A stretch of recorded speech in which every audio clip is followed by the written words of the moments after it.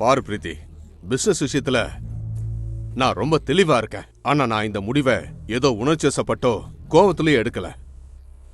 இந்த building project ஒரு பெரிய கனவு. ஆனா அதை உன்னால நிறைவேற்ற முடியல. அதனாலதான் நான் இதை சதீஷ் கிட்ட ஒப்படைச்சிட்டேன். அவன் இதை பார்த்துப்பான். நீ பேசாம வீட்ல நிம்மதியாயிரு. இந்த ப்ராஜெக்ட் எனக்கு ஒரு கனவு தாத்தா. இந்த அப்ரூவல் கிடைக்காம போக என்ன தடையா இருக்குன்னு எனக்கு தெரியல. ஆனா நான் உங்களுக்கு ஒரு ப்ராமிஸ் பண்றேன், நான் இந்த அப்ரூவலை வாங்குவேன்.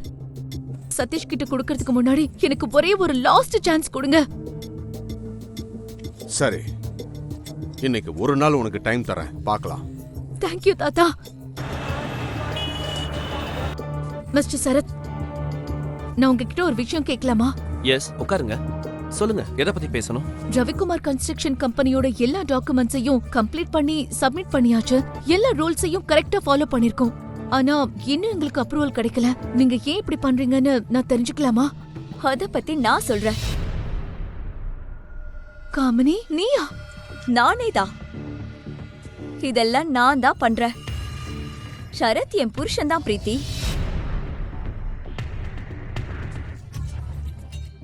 முழு வீடியோவை பாக்கெட் FM தமிழ் யூடியூப் சேனலில் கண்டு மகிழுங்கள்.